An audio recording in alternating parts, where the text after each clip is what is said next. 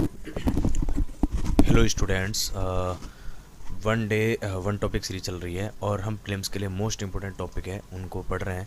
और आज का टॉपिक है बायोटेक्नोलॉजी। इसमें जो हम पढ़ेंगे आज जीन और उससे संबंधित अवधारणाएं, जैसे जीन एंड रिलेटेड कॉन्सेप्ट्स, जो बहुत उस चीज़ को अच्छे से समझने की कोशिश करेंगे। तो स्टार्ट करते हैं। जीन और संबंधित अवधारणाएं। जीन ये क्या है? Gene deoxy ribo nucleic acid DNA के खंड होता है। डीएनए एक महत्वपूर्ण न्यूक्लिक एसिड है जो राइबो न्यूक्लिक एसिड आरएनए के साथ मानव कोशिकाओं में पाया जाता है। जैसे क्रोमोसोम और प्रोटीन, ये जैसे क्रोमोसोम और प्रोटीन डीएनए के एक ही अणु से बने धागे जैसे संरचनाएं होती हैं इनकी। और जीनोम किसी कोशिका में पाए जाने वाले डीएनए का एक संपूर्ण सेट होता है। डीएनए और आरएनए के बीच में जो तुलना है देखते हम इस प्रकार करेंगे। जैसे इसके मानक है डीएनए और आरएनए संरचनाएं। डबल स्टैंडर्ड हेलिक्स होती है, जिसमें जैसे आप इसको इस टाइप से भी देख सकते हो। जैसे डबल स्टैंडर्ड हेलिक्स होती है एक तो, और एक सिंगल स्टैंडर्ड होती है, एक सिंगल स्टैंडर्ड होती है। और इसमें नाइट्रोजनस बेस जो एडिनिल ए और थाइमिन टी और साइटोसिन सी, गुआनिन जी, और आरएनए में इसमें थाइमिन टी की जगह यूरेसिल यू होता है। और इसके जो कार्य होते हैं, वंशाक्रम के लिए आनुवंशिक जानकारी का भंडार रखता है डीएनए। और जो आरएनए जीन एक्सप्रेशन को विनियमित करना और प्रोटीन संश्लेषण में महत्वपूर्ण भूमिका निभाना होता है। जो डीएनए होता है हमारे बॉडी के हर एक पार्ट में पाया जाता है। जैसे मान के चलो अगर किसी इंसान की या जो भी हो प्राणी जिसकी डेथ हो गई हो, और अगर इंसान ही लेते हैं उसका एग्जांपल, जैसे तो उसकी डेथ हो गई, तो अगर उसका पहचान नहीं हो पा रही हो, मान के चलो कि बहुत ज़्यादा फैटल एक्सीडेंट से हो गया हो या किसी से भी लाश हट गई हो, तो उसकी पहचान डीएनए के तौर पर ही की जा सकती है। तो डीएनए बॉडी के मतलब हर पार्ट में पाया जाता है। जैसे हमारे हेयर है, उसमें भी डीएनए होता है। तो इसमें देखते हैं हम जीनोम एडिटिंग, इसे जीन एडिटिंग के नाम से भी जाना जाता है। मतलब इसके बारे में देखते हैं जैसे शारीरिक लक्षणों, जैसे आंखों के रंग में बदलाव और अन्य बीमारियों का खतरा भी कम हो सकता है इसमें। इसके साथ बदलाव करने के लिए जैसे साइटो डायरेक्टेड न्यूक्लिक एसडीएनएस का उपयोग किया जाता है। इन बदलावों में जैसे कुछ संख्याएं होती है, जैसे न्यूक्लियोटाइड, इनको जोड़ना होता है, इन संख्याओं को जोड़ना होता है। और इनमें से कुछ जो हटाना होता है, प्रस्तावित करना या शामिल होता है, उसको हटा के कहीं और प्रस्तावित करते हैं। उसके अलावा एसडीएन का तात्पर्य जिसके सब्सिक्वेंट होता है, जिसमें जीनोम एडिटिंग को प्रभावित करने के लिए जो डीएनए तंतुओं को द्विखंडित करने की पद्धति से है इसका। और जीनोम एडिटिंग की प्रमुख प्रतियोगिता इसमें CRISPR क्लास 9 जो क्लस्टर्ड रेगुलेटरी और इंटरस्पेरेंट शॉर्ट पॉलीड्रोमिक रिपीट्स हैं, जिंक फिंगर न्यूक्लियस ZFNS, ये ट्रांसक्रिप्शन एक्टिवेटेड लाइक इम्पैक्टर न्यूक्लियस, और इसमें बहुत सारी चीज़ें होती है।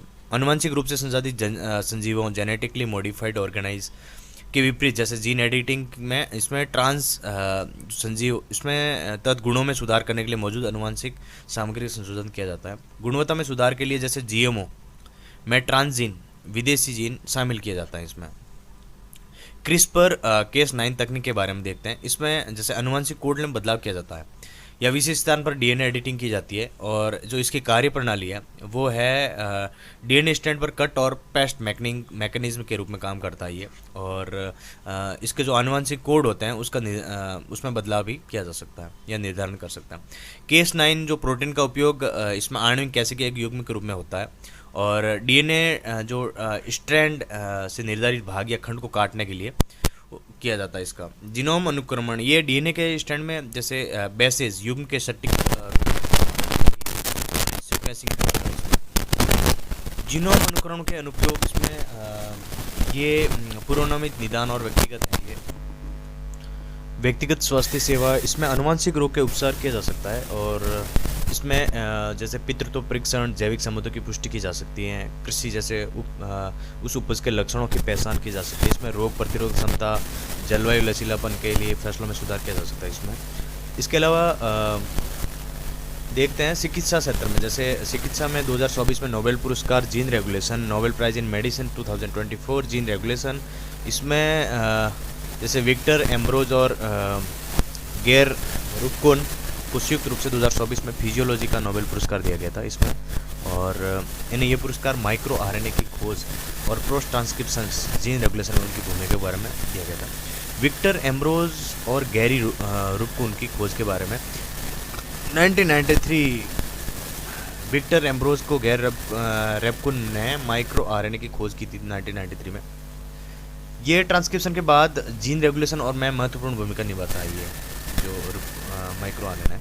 1993 तक ये माना जाता था कि जीन रेगुलेशन के रूप में ट्रांसक्रिप्शन फैक्टर जो विशेष प्रोटीन द्वारा नियंत्रित होता है, ये डीऑक्सीराइबोन्यूक्लिक एसिड डीएनए में निर्धारित क्षेत्र में जुड़कर ये तय करते हैं कि कौन से मैसेंजर राइबोन्यूक्लिक एसिड का निर्माण करता है, यानी आरएन राइबोन्यूक्लिक एसिड। एम्ब्रोज और रुपकुन ने इसमें उत्परिवर्तन जैसे कैन हेपेटाइटिस एलिगेस सूत्रकृमि के अध्ययन के लिए भी जारी माइक्रो आरएनए की भूमिका की खोज की थी इन्होंने।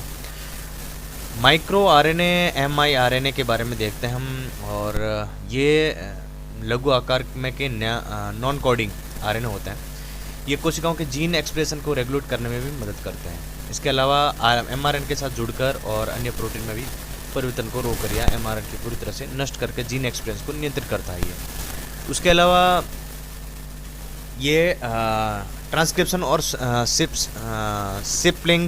सिप्लिसिंग को नियंत्रित करते हैं, जबकि माइक्रो आरएनए साइटोप्लाज्मा में आरएनए के ट्रांसलेशन और निम्नीकरण की नियंत्रण करता है ये। जीन रेगुलेशन के बारे में कुछ देखते हैं, जैसे ये प्रक्रिया जिसके माध्यम से सुनिश्चित होती है, जिसमें मतलब किस समय किस स्थान पर और कितनी मात्रा में, और है कि मतलब कई जीनोम शामिल हो सकते हैं इसमें, और इसके जो एक्सप्रेशन है, जीन एक्सप्रेशन है, ये मानव अंग और उत्तक उनके जो कोशिकाओं के बने होते हैं, मतलब ये हर शरीर के हर गुणसूत्र के हर एक कोशिकाओं में गुणसूत्र होते हैं, जिनके कामकाज के लिए गुणसूत्र कोशिकाएं कामकाज के लिए ज़रूरी आवश्यक जानकारी वहन करते हैं। इनके कुछ सेट होते हैं, जीन सेट होते हैं गुणसूत्रों के, और जीन रेगुलेशन के कारण ये अलग अलग कोशिकाएं जैसे मांसपेशीय कोशिकाएं, तंत्रिका कोशिकाएं प्रोटीन के विशेष सेट की प्रक्रिया एक्सप्रेस करती है। ये विशेष कार्य करने में भी सक्षम बनाती है। इसके अलावा इसके बाद में जीन सेट देखते हैं। जीन रेगुलेशन का एक उदाहरण, जैसे ह्यूमन जीनोम में लगभग 20,000 जीन्स होते हैं, देखिए ये स्ट्रक्चर दे रखी है ह्यूमन जीनोम की। इसमें जैसे डीएनए में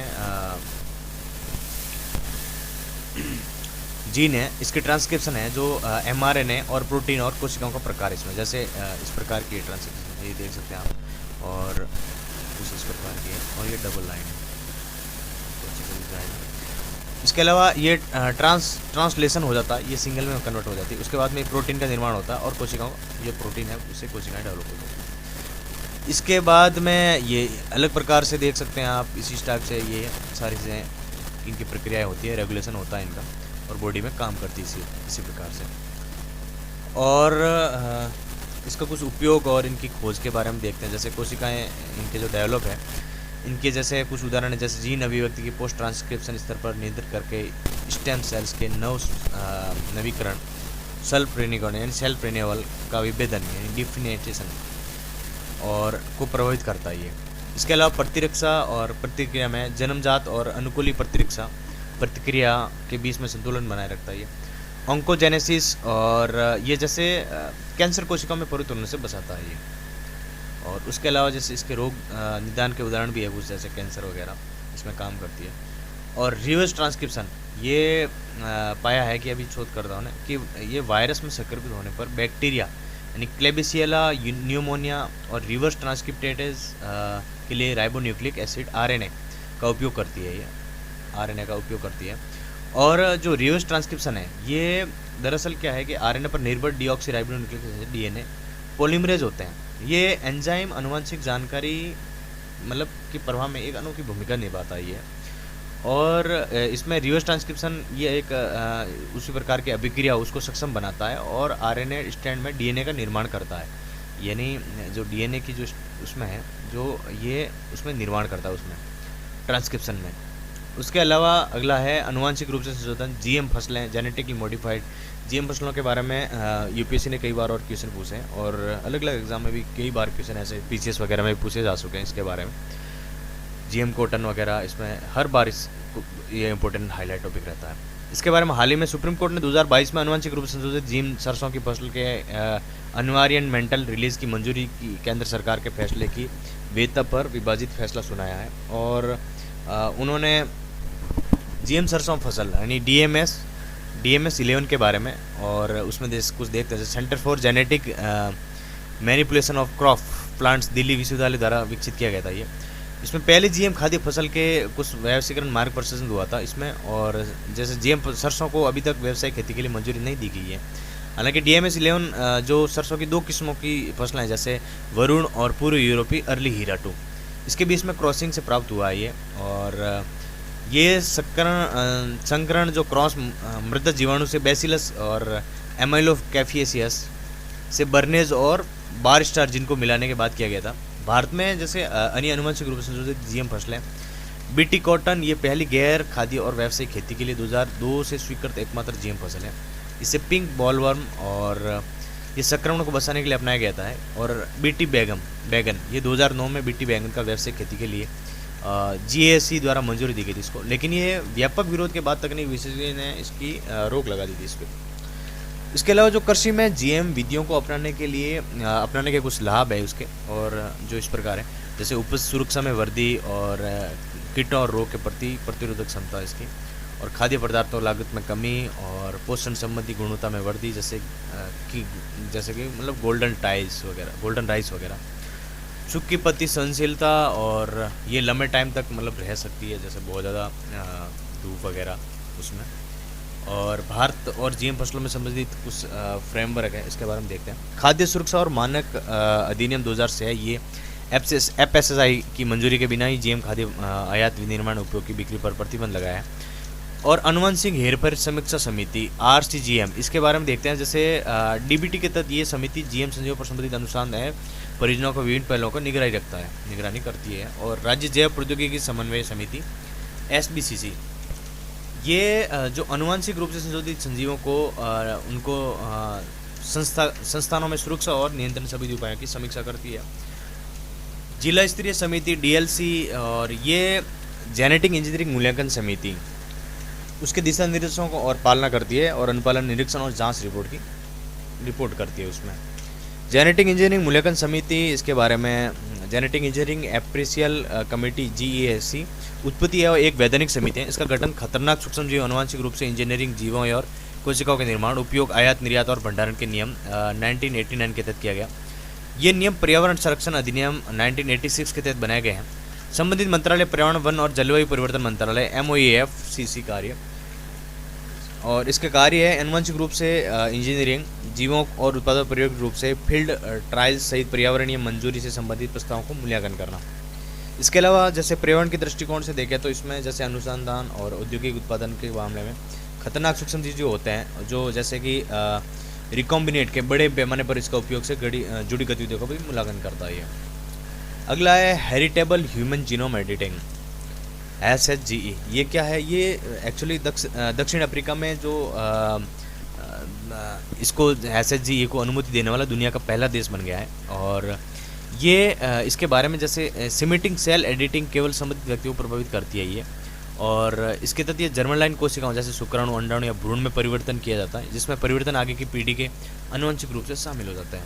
जैसे हेरिटेबल ह्यूमन जीनोम एडिटिंग के संभावित इसके कुछ उपयोग है, जैसे रोग की रोकथाम, आनुवंशिक रोग, सिस्टम फाइब्रोसिस, एडिटिंग रोग और सिकल सेल एनीमिया जैसे रोगों की रोकथाम की जा सकती है। इसमें असिस्टेंट रिप्रोडक्टिव तकनीक, इसमें जैसे vitro fertilisation IVF, in vitro fertilisation IVF के बारे में आपने सुना होगा, जैसी तकनीकों में सुधार किया जा सकता है।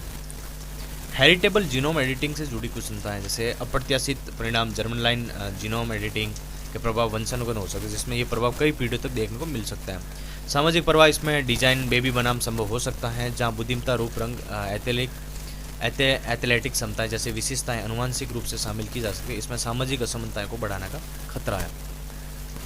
RNA एडिटिंग, हाल ही में मनुष्यों में RNA एडिटिंग का पहला सफल नैदानिक प्रदर्शन किया गया। इसमें इसके संबंधित कुछ तथ्य, जैसे संयुक्त राज्य अमेरिका स्थित जैव प्रौद्योगिकी कंपनी वेबलाइन साइंसेज ने अल्फा-1 एंटीट्रिप्सिन की कमी AATD के इलाज के लिए सफलतापूर्वक RNA एडिटिंग की। AATD का वंशानुक्रम विकार है। इसमें AATD में प्रोटीन A1 और एंटीट्रिप्सिन का स्तर बढ़ा है इसमें, और ये यकृत व फेफड़ों को प्रभावित करती है। RNA राइबोन्यूक्लिक एसिड एडिटिंग के बारे में इसमें देखते हैं, और इसमें ये एक ऐसी प्रक्रिया है जिसमें RNA अनुक्रमों पर आनुवंशिक जानकारी को संशोधित किया जाता है, और जैसे न्यूक्लियोटाइड्स इसमें शामिल उसे हटाकर बदल कर किया जाता है। वैज्ञानिक ने इसकी गाइड आरएनए जी आरएनए के साथ adenosine deaminase acting on RNA ADR नामक तकनीक का उपयोग किया है। इसमें जैसे जीआरएनए छोटे आरएनए अणु होते हैं, इसमें संशोधन के लिए विशेष क्षेत्रों में जैसे एमआरएनए के साथ 4 युग्मन करके एडिटिंग मशीनरी को निर्देशित करता है। ये आरएनए और डीएनए एडिटिंग के बीच में तुलना करते हैं हम। जैसे परिवर्तन का स्वरूप इसका जो डीएनए का है वो एडिटिंग स्थायी परिवर्तन करती है, जबकि आरएनए एडिटिंग स्थायी परिवर्तन करती है जो समय के साथ लुप्त हो सकता है, जो समय के साथ लुप्त हो सकता है उसी की ही ये एडिटिंग करता है। जैसे कि कोई मान के चलो कि कोई ऐसा एनिमल है जो उसकी प्रजाति लुप्त हो गई है, तो उसको जैसे उसकी जीनोम एडिटिंग है वो उसके द्वारा की जा सकती है। जैसे हाल ही में अभी एक भेड़िया है, वो बहुत साल मतलब हज़ारों साल पहले लुप्त हो गया था और उसको उसी के थ्रू वापस एक मतलब उसको पैदा किया गया था और ये सक्सेस भी रहा है। इसी प्रकार आरएनए एडिटिंग डीएनए एडिटिंग की तुलना में अधिक सुरक्षित और लचीली होती है। ज्ञात है कि डीएनए एडिटिंग का परिणाम स्वरूप अपरिवर्तनीय त्रुटियां हो सकती हैं, इसमें जैसे कुछ गलतियां भी हो सकती हैं। एलर्जी और प्रतिरक्षा प्रक्रियाएं आरएनए एडिटिंग की तुलना में डीएनए एडिटिंग को अवांछनीय प्रक्रियाओं को जोखिम अधिक होता है। DNA editing tool cutting action के लिए जीवाणु से प्राप्त प्रोटीन का उपयोग करते हैं, वही आरएनए एडिटिंग एडीआर एंजाइम पर निर्भर करती है जो पहले से ही मानव शरीर में पाए जाते हैं। और ब्रिज रिकॉम्बिनेज मैकेनिज्म जो है इसमें बीआरएम है, सुर्खियों में क्यों है? वैज्ञानिक ने ब्रिज रिकॉम्बिनेज मैकेनिज्म नामक व्यक्ति रूप से मौजूद डीएनए एडिटिंग टूल की खोज की है। ब्रिज रिकॉम्बिनेज मैकेनिज्म बीआरएम में गतिमान जेनेटिक तत्वों या जंपिंग सीन पर आधारित होते हैं और ये ब्रिज रिकॉम्बिनेज मैकेनिज्म के बारे में पढ़ते हैं, हम देखते हैं उसके बारे में। ब्रिज रिकॉम्बिनेज मैकेनिज्म, इसके बारे में वैज्ञानिक ने ब्रिज रिकॉम्बिनेज मैकेनिज्म नामक प्राकृतिक रूप से मौजूद डीएनए एडिटिंग टूल की खोज की है, जिसमें ब्रिज रिकॉम्बिनेज मैकेनिज्म जो बीआरएम है इसका गतिमान जेनेटिक तत्वों या जंपिंग सीन पर आधारित होता है। इसमें ये जैसे जंपिंग जीन से है, ये इस प्रकार होती है जैसे इसका ट्रांसमिशन है, ये ट्रांसपोजोन है और ये यहाँ से कनेक्ट होती है इसके थ्रू, विशिष्ट लक्षित होती है इसमें और डीएनए अनुक्रम पर बाधित होती है। और इसके जो मैकेनिज्म के बारे में देखते हैं, जैसे ये डीएनए के आंतरिक खंड होते हैं, ये डीएनए के आंतरिक खंड होते हैं इसमें और जो इसके दौरान एक साथ जुड़ सकते हैं, जो इन्हीं रिकॉम्बिनेज को खंड होते हैं ना वो एक इसकी प्रक्रिया के दौरान एक साथ जुड़ जाते हैं। ये इसकी संरचना में बदलाव हो सकता है और जैसे इसके डबल हेलिक्स वाले डीएनए में को सिंगल स्ट्रैंड डीएनए मॉलिक्यूल में परिवर्तन कर सकता है। ब्रिज आरएनए मॉलिक्यूल ने स्वयं को डीएनए खंड में अपने मूल स्थान डोनर और डीएनए खंड में किसी नए स्थान टारगेट को दोनों में जुड़ सकते हैं। इसमें डीएनए में अपेक्षित बदलाव किए जा सकते हैं। जंपिंग जीन के बारे में, जंपिंग जीन अर्थात ट्रांसपोजेबल तत्व डीएनए अनुकूलित होते हैं, ये जीनोम के भीतर एक स्थान से दूसरे स्थान पर जा सकते हैं या कूद सकते हैं। जंपिंग जीन को ट्रांसपोजेबल तत्व के नाम से भी जाना जाता है। जंपिंग जीन डीएनए के ही खंड होते हैं, इसमें रिकॉम्बिनेज एंजाइम के साथ साथ जीन के सिरों पर डीएनए के अतिरिक्त खंड होते हैं, जिसके चलते ये जीन डीएनए से जुड़ जाते हैं और डीएनए अनुक्रम में कुछ बदलाव भी कर देते हैं। ये स्वयं की प्रक्रिया प्रतिकृति बना सकते हैं और नए स्थान पर प्रतिसमाविष्ट कर सकते हैं। जैसे इनके आनुवंशिक परिवर्तन का कारण बनती है इनकी गतिविधियाँ जो जीनोम विकास में योगदान करती है। वन डे वन जीनोम, इसके बारे में जैसे जैव प्रौद्योगिकी विकास डीबीटी और जैव प्रौद्योगिकी अनुसंधान एवं नवाचार परिषद ब्रिक ने प्रथम स्थान जिस पर वन डे वन जीनोम पहल की शुरुआत की है। वन डे वन जीनोम पहले इसके बारे में जैसे इसका उद्देश्य है जो शोधकर्ताओं के बारे में माइक्रोबियल जेनोमिक्स डेटा से को अधिक सुलभ बनाने के लिए प्रतिदिन एक एनाटेडेड माइक्रोबियल जीनोम सार्वजनिक रूप से जारी करना। ये हमारे देश में पाई जाने वाली जीवाणु को विशिष्ट प्रजातियां का पर्यावरण, कृषि और मानव स्वास्थ्य में उनकी महत्वपूर्ण भूमिका को उजागर करेगी।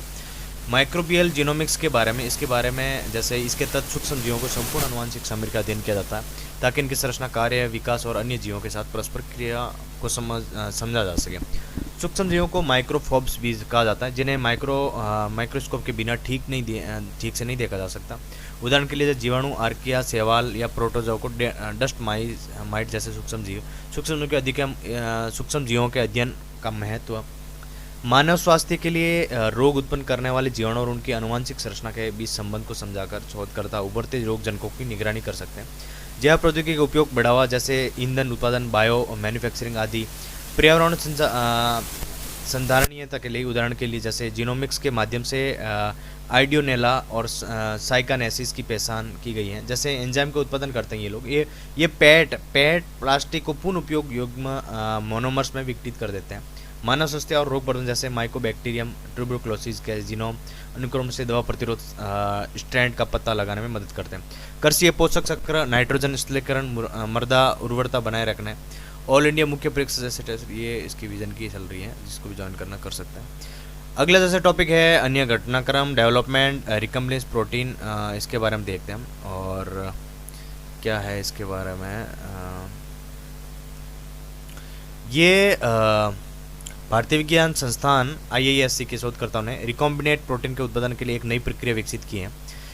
ये क्या है, इसके जैसे ये एक प्रोटीन में प्रोटीन होते हैं जो अनुवांशिक इंजीनियरिंग तकनीक का उपयोग करके कृत्रिम रूप से उत्पादित किए जाते हैं। रिकॉम्बिनेट DNA RDNA द्वारा एनकोड किए गए संशोधन या हेरफेर किए गए प्रोटीन है। ये RDNA कृत्रिम रूप से बनाए गए DNA स्टैंड है। ये दो या दो से अधिक DNA शुक्राणु से संयोजन से बनता है। RDNA तकनीक का उपयोग अलग अलग प्रजातियों के DNA को संयोजित या जोड़ने या स्थानांतरित करने, नए कार्यों वाले जीन्स बनाने के लिए किया जाता है। रिकॉम्बिनेट प्रोटीन का उत्पादन, इसका प्रोटीन का व्यापक पैमाने पर उत्पादन बड़े बायोरिएक्टर्स में बैक्टीरिया, वायरस या स्तनधारी जीवों में संशोधन कोशिकाओं के विकसित करके किया जाता है।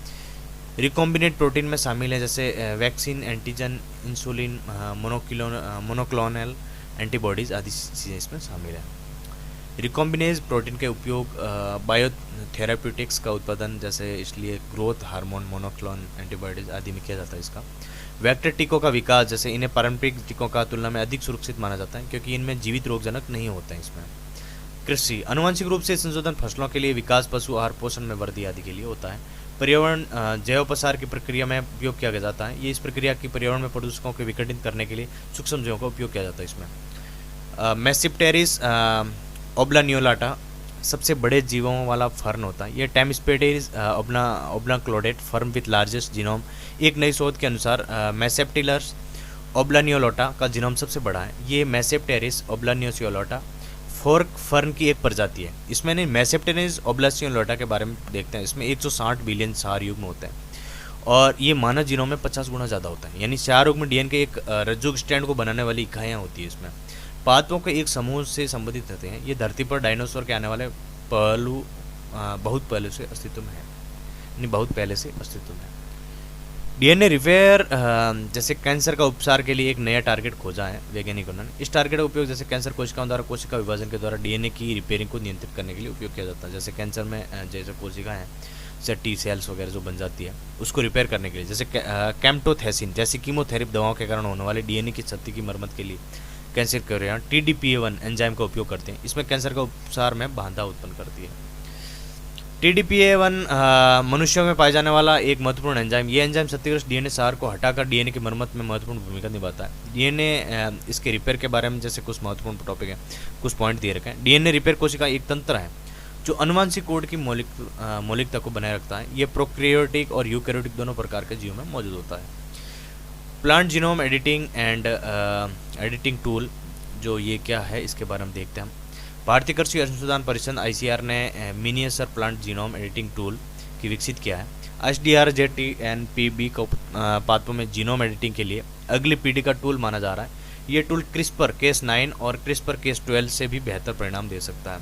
जीनोम एडिटिंग टूल ASDR2NP के बारे में, इसमें डाइनोकोकस रेडियोरनस नामक बैक्टीरिया से प्राप्त किया जाता है। ये बैक्टीरिया अत्यधिक विषम पर्यावरणीय परिस्थितियों में भी जीवित रह सकता है।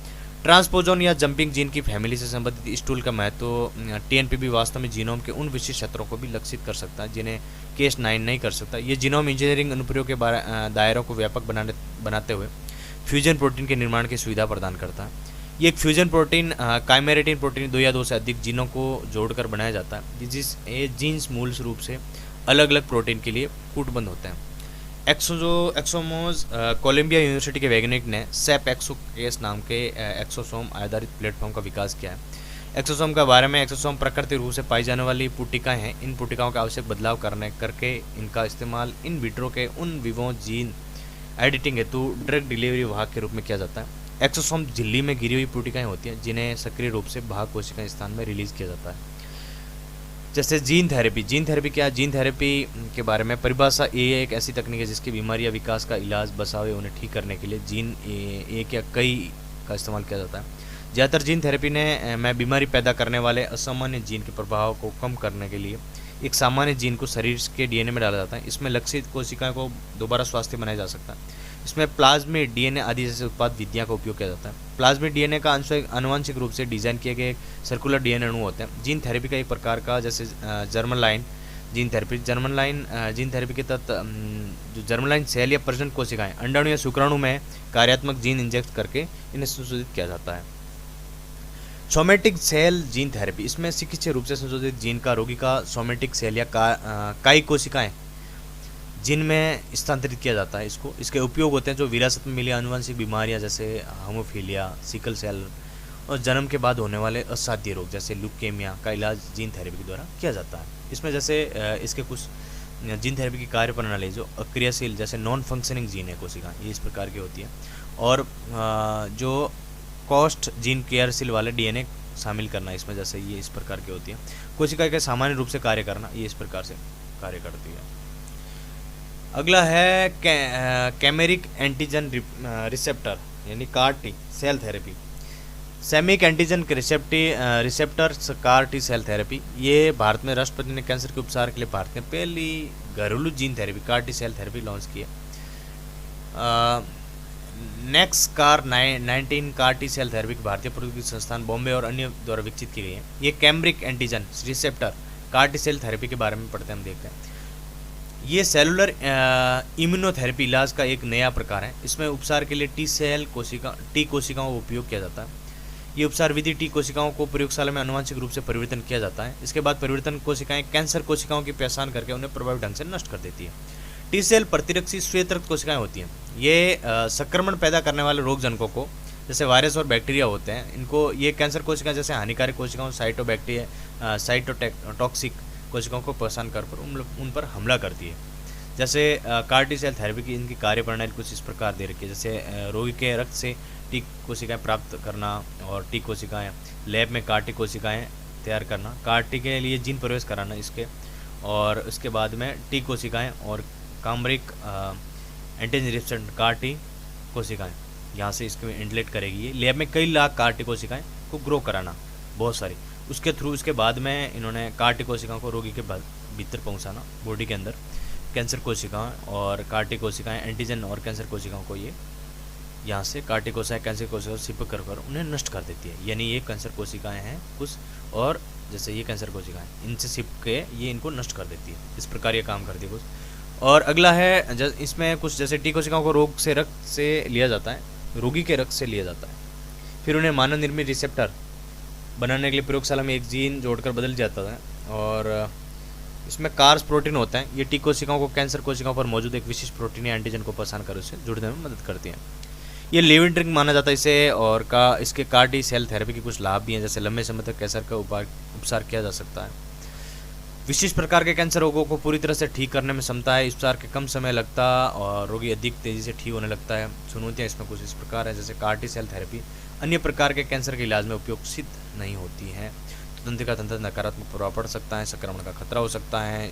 स्टेम सेल जैसे सुर्खियों में क्यों है? हाल ही में पहली बार टाइप 1 डायबिटीज़ से पीड़ित महिला का उपचार रिपोग्राम्ड सेल ट्रांसप्लांट से किया गया। इसके लिए उन महिलाओं के शरीर से ली गई कोशिकाएं का उपयोग किया गया। अन्य संबंधित तथ्य इस प्रकार हैं, जैसे ओलोजेनेटिक स्टेम सेल प्रत्यारोपण किया जाता है। इसमें रोगी के स्टेम सेल का उपयोग किया जाता है, और इसके अलावा प्रत्यारोपण एक प्रकार की स्टेम सेल थेरेपी है, ओलोजेनिक प्रत्यारोपण स्टेम सेल थेरेपी। और ये टाइप 1 डायबिटीज़ में अग्नि में इंसुलिन नहीं बनाता है। उसके अलावा आइलेट कोशिकाएं को नष्ट करने में लगती हैं। ये टाइप 2 डायबिटीज़ और अग्नि से इंसुलिन में बनाता है।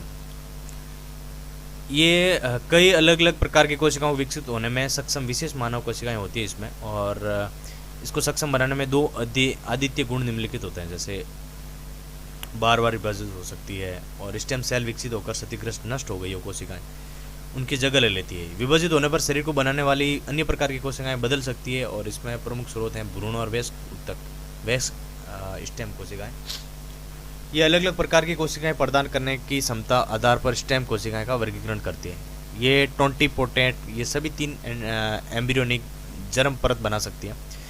निर्विवाद रूप से ज्ञात एकमात्र टोंटिपोटेंट कोशिकाएं युग्म जाइगोट हैं। ये प्लूरोपोटेंट, ये सभी 3 एम्ब्रियोनिक जर्म परतों से बहु वंशक्रम निर्मित कर सकती हैं। उदाहरण के लिए एंट्रीबाइनेट स्टेम कोशिकाएं और मल्टीपोटेंट, ये आमतौर पर एक ही एम्ब्रियोनिक जर्म परत से अलग कम से कम 2 अलग वंशक्रम निर्मित कर सकती हैं। उदाहरण के लिए होमिटोपाइटिक स्टेम सेल।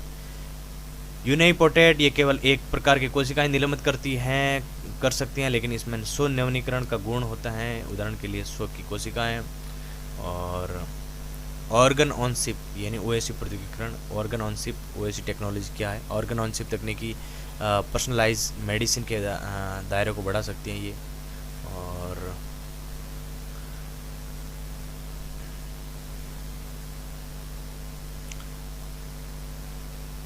ये इसके बारे में जैसे माइक्रो स्केल सिस्टम है ये, इसका उपयोग मानव शरीर की स्थितियों को नष्ट करने में किया जाता है और इसकी नकल करने के लिए किया जाता है। और ये मानव अनुरूप 3D कल्चर मॉडल में से एक, जैसे न्यू ऑपरेस मेथड्स, नैम्स भी कहा जाता है इसको।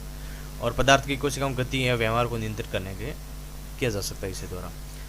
इसके अलावा इसमें जैसे ऑर्गन ऑन शिप तकनीक कैसे काम करती है, इसका जैसे कोशिकाओं को शिप पर रख दिया जाता है और उन्हें 3D संरचनाओं में विकसित होने दिया जाता है। मानव शरीर के वास्तविक ऊतक जैसा ही होता है ये। और इसके द्रव का प्रवाह जो सूक्ष्म सेल्स का उपयोग करता है, जिसमें जैसे रक्त प्रवाह और ऑक्सीजन का परिवहन, ये पोषक तत्व परिवहन को इसको अनुकरण करते हैं। और जैसे शिप के आकार के जैविक अंगों, फेफड़ों आदि के लोगों शिप के आकार के डिवाइस पर जैसे जैविक अंगों, फेफड़ों, हृदय आदि के लघु मॉडल बनाए जा सके इसमें। इसके कुछ लाभ है, जैसे प्रिंसिपल मेडिसिन शोध करते हुए परीक्षण कर सकते हैं कि कोई दवा किसी व्यक्ति या समूह को कैसे प्रभावित करेगी। सिमुलेशन, ये ओएसी मॉडल मानव अंगों की संरचना और कार्य की अधिक सटीकता से नकल कर सकता है। जटिल अंग तक अंतक्रिया और ओएसी प्रणाली कई ऑर्गन मॉडल्स को एक साथ जोड़ सकती है। जीवों पर परीक्षण का एक नैतिक विकल्प हो सकता है ये। और इसके अलावा ऑर्गन ऑन चिप प्रौद्योगिकी के विकास के लिए उठाए गए कदम, इसमें जैसे न्यू ड्रग्स और क्लिनिकल ट्रायल्स नियम 2019 में संशोधन किया गया था। और इसके अलावा जीनोम इंडिया परियोजना जीआईपी, इसके तहत 10,000 जीनोम का डेटाबेस दुनिया भर में शोधकर्ताओं द्वारा उपलब्ध होगा इसमें। 2020 में जैव प्रौद्योगिकी विभाग द्वारा शुरू किया गया था। भारतीय जैव डेटा आईडीबीसी भारत में लाइफ साइंस डेटा के लिए पहले राष्ट्रीय रिपोजिटरी है। इसमें शोधकर्ता को डेटाबेस उपलब्ध कराने में सहायता मिलेगी। फेनोम इंडिया परियोजना सीआईसीआर द्वारा ये प्रिसीजन मेडिसिन को आगे बढ़ाने के लिए की गई है। भारतीय आबादी के अनुरूप की गई है। और इसमें जैसे फेनोम किसी संजीव कोशिका ऊतक अंग या प्रजाति के सभी फेनोटाइप या दृश्यमान लक्षणों के लिए सेट होते हैं ये। इसके अलावा इसमें जैसे काइमेरॉइड्स नामक 3D ब्रेन मॉडल्स को सफलतापूर्वक विकसित किया गया है। जैसे इसमें स्टेम कोशिकाओं का उपयोग करके और 2D कोशिकाएं मॉडल या पशु मॉडल्स की तुलना में मानव मस्तिष्क की जीविकों को अधिक रूप में सटीक प्रदान करता है। अगला है माइटोकॉन्ड्रिया। माइटोकॉन्ड्रिया, ये पार्किंसन रोग के उपचार के लिए माइटोकॉन्ड्रिया डायनेक्स का अध्ययन किया गया इन्होंने। और इससे संबंधित कुछ तथ्य हैं, जैसे मस्तिष्क की कोशिकाओं के मृत्यु के कारण होने वाली न्यूरोजेनरेटिव रोग। शोधकर्ताओं ने पाया कि जैसे डायनेमिल रिलेटेड प्रोटीन DRF1 की गतिविधि को नियमित करने में माइटोकॉन्ड्रिया का कार्य प्रणाली को बहाल किया गया। गौरतलब है कि DRP के प्रोटीन कोशिकाओं प्राकृतिक रूप से प्रचुर मात्रा में पाए जाते हैं। ये छोटे छोटे आकार के विभाजित होकर माइटोकॉन्ड्रिया के बारे बनाता है ये। और माइटोकॉन्ड्रिया के बारे में जैसे झिल्ली को आबद्ध कोशिका है ये माइटोकॉन्ड्रिया, जो ATP यानी एडिनोसिन ट्रांसफॉस्फेट के रूप में कोशिकाओं की अधिकांश ऊर्जा उत्पन्न करता है। इसके कार्य ऊर्जा उत्पादन में वायवीय श्वसन के स्थान पर और ATP का उत्पादन करता है। कोशिका का पावर हाउस है ये माइटोकॉन्ड्रिया। आनुवंशिक सामग्री इसमें जैसे गोलाकार DNA, माइटोकॉन्ड्रियल DNA या mtDNA बोलते। RNA राइबोसोम या प्रोटीन संश्लेषण के लिए घटक मौजूद होते हैं। इसमें mtDNA अनुवंशिक विकास क्रम का पता लगाने के लिए उपयोग है ये। और mtDNA संतान जैसे कोई माता ही विरासत में मिलता है, माता से ही विरासत में मिलता है। इस तरह से रोग माता के आनुवंशिक रूप से प्राप्त होते हैं। इसके माइटोकॉन्ड्रिया के बारे में जैसे माइटोकॉन्ड्रिया भीतर पाए जाने वाला एक छोटा गोलाकार गुणसूत्र क्रोमोसोम है।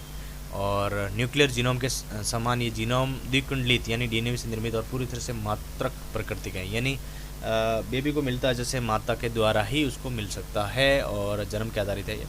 एकीकृत जीनोम चिप, ये अनफाइड जीनोम चिप है। और प्रधानमंत्री ने भारत में पशुधन के लाभ के लिए एकीकृत जीनोम चिप के स्वदेशी सेक्स शार्पेट सीमेन प्रौद्योगिकी लॉन्च की है एकीकृत जीनोम चिप के बारे में। जैसे ये सिंगल न्यूक्लियोटाइड पॉलीमरेज्म फिज्म SNP चिप है। इसका उद्देश्य भारत मवेशी की नस्लों को जेनेमिक प्रोफाइलिंग और मूल्यांकन के लिए डिजाइन किया गया है। इसमें देश में दूध उत्पादन के लिए पाले जाने वाले विविध मवेशियों को आनुवंशिक क्षमता, आनुवंशिक सुधार, इसका बढ़ाने के लिए और DNA तकनीक के सीधे उपयोग के सक्षम बनाया जाएगा। इसके प्रकार जैसे गो सीप यानी गायों के लिए और महिषी सीप यानी भैंसों के लिए, महिष सीप यानी भैंसों के लिए, दो अलग अलग प्रकार की सीप है ये।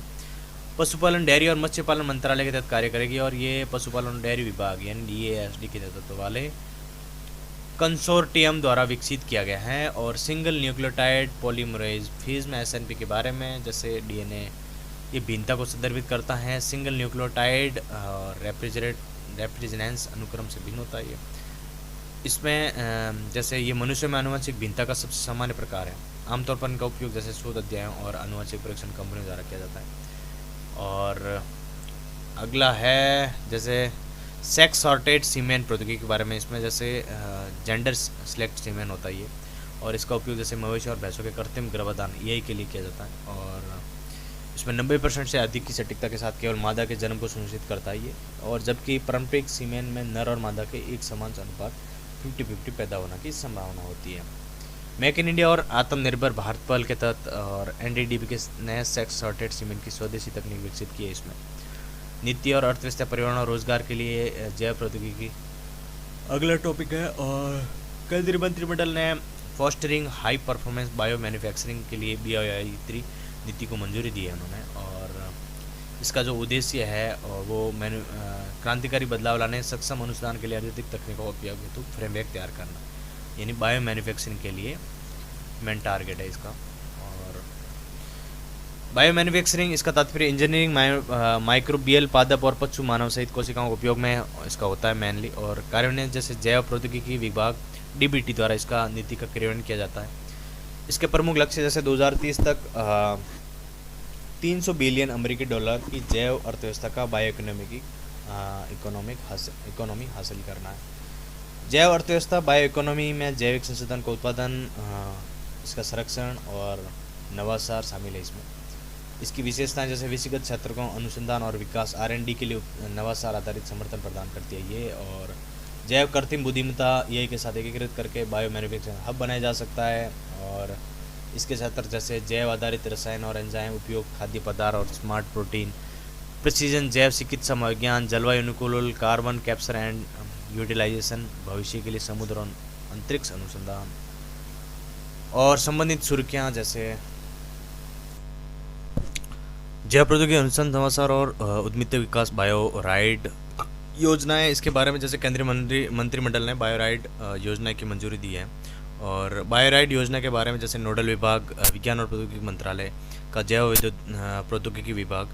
इन योजनाओं के 3 घटक हैं। जैसे 2 मौजूदा योजनाओं में शामिल करने एक नए तीसरे घटक को भी जोड़ा गया है। जैसे पहला है जैसे जैव प्रौद्योगिकी अनुसंधान एवं विकास, और सेकंड है औद्योगिक उद्यमिता विकास, थर्ड है बायो मैन्युफैक्चरिंग और बायो फाउंड्री BNB। इस नए घटक का उद्देश्य पर्यावरण के लिए जीवन शैली लाइफ मिशन के अनुरूप सक्रिय जैव अर्थव्यवस्था को साकार करने संबंधी भारत के लक्ष्य को आगे बढ़ाना है। इसके अलावा अन्य महत्वपूर्ण जैसे अदर इम्पोर्टेंट न्यूज़, जो ज़्यादा इम्पोर्टेंट है उसी भी पढ़ते हैं हम। इसके अलावा जैसे बयान, बोल्से बैक्टीरिया और हेल्पिक लिमिट।